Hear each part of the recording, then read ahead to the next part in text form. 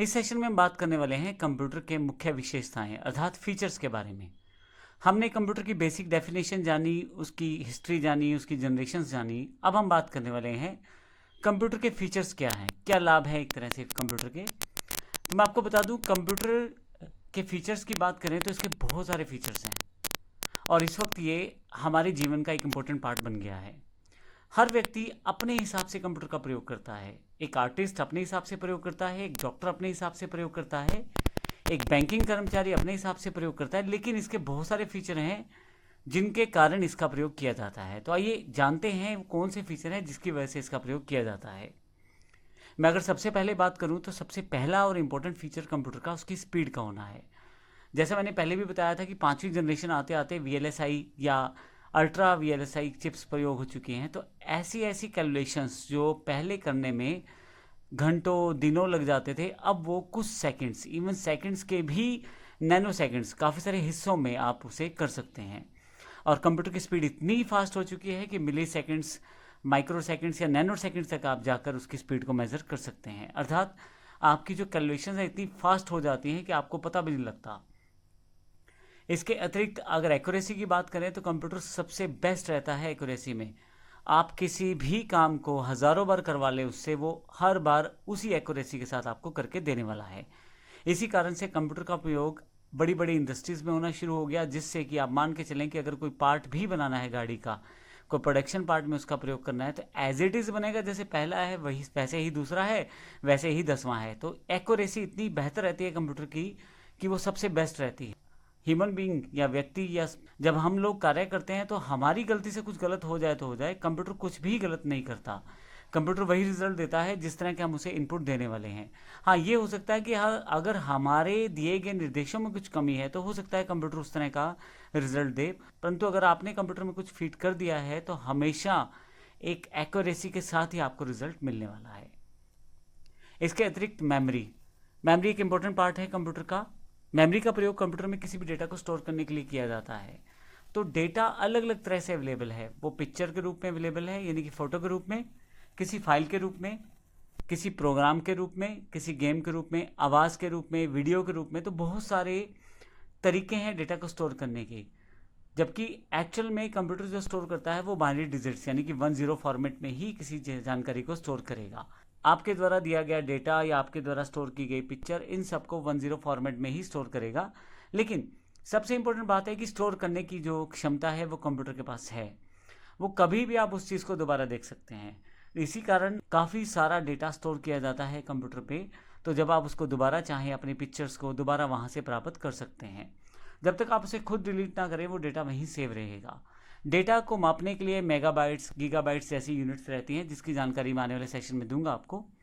तो hard disk, pen drive जो है, ये कुछ मेमोरी एग्जांपल्स हैं जहाँ पे आप स्टोर करके रख सकते हैं अपने डेटा को। ये बिल्कुल, अगर आप मोबाइल यूज़ करते हैं तो आपको आइडिया होगा, जब आप फ़ोटो खींचते हैं तो उसे मेमोरी कार्ड में स्टोर कर तो आप उसे मेमोरी कार्ड में स्टोर करके रख सकते हैं। तो इस तरह से कंप्यूटर में हार्ड डिस्क लगती है या पेन ड्राइव लग सकती है जहाँ आप अपने डेटा को स्टोर करके रख सकते हैं। कंप्यूटर की एक विशेषता वर्सटैलिटी भी है। मैं आपको बता दूं कि एक ही समय पे कंप्यूटर कई सारे कार्य कर सकता है। आप एज अ यूज़र जब कंप्यूटर पे कार्य करते हैं तो आप गाने भी सुन सकते हैं, साथ साथ टाइप भी कर सकते हैं। अगर आप चाहें तो कंप्यूटर में कुछ सर्चिंग भी लगा सकते हैं। आप चाहें तो साथ ही किसी सॉफ्टवेयर को डाउनलोडिंग भी लगा सकते हैं। आप देखेंगे कि सभी कार्य कंप्यूटर एक साथ करे जा रहा है और इसी कारण वर्सेटाइल मशीन कहा जाता है कंप्यूटर को, कि एक ही समय पे कई सारे कार्य कर सकता है। और ऐसा नहीं कि एक तरह के, अलग अलग तरह के कार्य भी कंप्यूटर को दे देते हैं। जैसे कि एग्जांपल, गाना चलाना वो अलग तरह का कार्य है, वीडियो चलाना अलग तरह का कार्य है, गाने सुनाना अलग तरह का कार्य है, और इसी तरह से आप वहाँ पे कुछ डाउनलोड कर रहे हैं तो अलग अलग तरह का कार्य है। तो कंप्यूटर की एक खास विशेषता है कि अलग अलग तरह के कार्यों को एक साथ एक ही समय पर कर सकता है।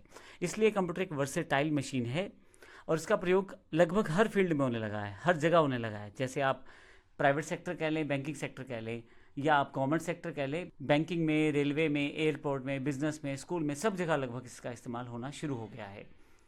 कोई भी क्षेत्र शायद ही ऐसा हो जो कंप्यूटर से अछूता रहा हो। कंप्यूटर की एक विशेषता उसका इंटेलिजेंस भी होना है।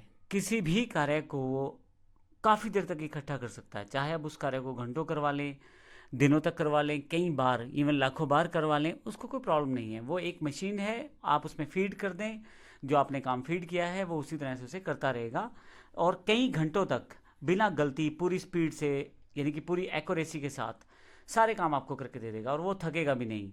एक ह्यूमन बीइंग जब कोई कार्य करता है, जैसे कोई इंसान कोई कार्य करता है, तो एक समय के पश्चात उसमें थकावट होना सामान्य है। उसको नींद आएगी, उसको भूख लगेगी। ये सब कार्य कंप्यूटर के साथ नहीं जुड़े हुए।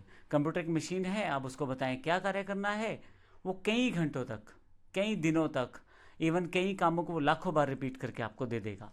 तो सबसे बड़ी विशेषता ये कंप्यूटर की है कि इंटेलिजेंस रूप में ये कार्य करता है। कंप्यूटर की एक और विशेषता जो सबसे बड़ी है वो है उसके कार्यों का ऑटोमेटिक होना। आप अगर कंप्यूटर को कुछ इन्फॉर्मेशन दे दें या उसको कुछ इंस्ट्रक्शन दे दें और वो प्रोग्राम उसमें लोड कर दिया जाए तो कंप्यूटर उस काम को खुद ही दोबारा कर देगा। आपको बार बार नहीं करना है वो काम। तो एक बार कंप्यूटर को दी गई इंस्ट्रक्शंस कई बार आप उससे वो काम करवा सकते हैं। जैसे एग्जांपल, बड़ी बड़ी कंपनियों में मान लीजिए प्रोडक्शन में एग्जांपल के लिए प्लास्टिक के कप बनते हैं, तो अब एक बार बता दें कंप्यूटर को भी इस तरह का साइज़, इस तरह का डिज़ाइन और इस तरह का स्टाइल चाहिए।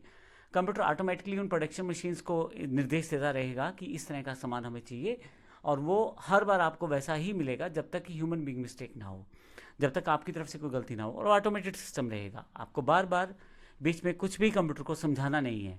आप एक बार कमांड दे दें, कंप्यूटर खुद ही वो कार्य करता रहेगा। इसका एक सबसे अच्छा उदाहरण है जब आप इंटरनेट यूज़ करते हैं और मान लीजिए आप कोई मूवी डाउनलोड करना चाहते हैं, आप उसको डाउनलोडिंग के लिए बता दें, वो खुद ही डाउनलोड करता रहेगा। इवन जब वो डाउनलोड हो जाएगी वो उसको स्टोर भी कर देगा, आपको नोटिफिकेशन भी दे देगा, आपको जानकारी भी दे देगा कि डाउनलोड हो गया है। तो इस तरह से पूरा प्रोसेस ऑटोमेटिक है कंप्यूटर में और ये इसकी बड़ी विशेषता है, ऑटोमेटिक होना पूरे प्रोसेस का। एक और इम्पोर्टेंट फीचर जो है वो है सीक्रेसी। आप अपने डेटा को सीक्रेट तौर पे अपने कंप्यूटर में संभाल के रख सकते हैं। जैसे बड़ी बड़ी कंपनीज एग्जांपल के लिए एक्सेल शीट्स में डेटा को रखना चाहती हैं या वर्ड में रखना चाहती हैं या अपना कोई सॉफ्टवेयर बनवा के रखना चाहती हैं, तो बड़ी आसानी से वो रख सकती हैं। सिक्योरिटी बेस पे कंप्यूटर बड़ा सॉलिड है, आप बिना पासवर्ड जाने उस डेटा तक पहुंच नहीं सकते। और आज की डेट में एनक्रिप्शन टेक्नोलॉजीज आ गई हैं, आप बिना पासवर्ड के, बिना उसको एनक्रिप्ट किए देख ही नहीं सकते कि उस फाइल के अंदर क्या है। इसके लिए आपको सालों लग जाए उस फाइल को खोलने में और फिर भी वो फाइल ना खुले। इस तरह की जो सिक्योरिटी है कंप्यूटर सेकंड्स में जनरेट कर देता है।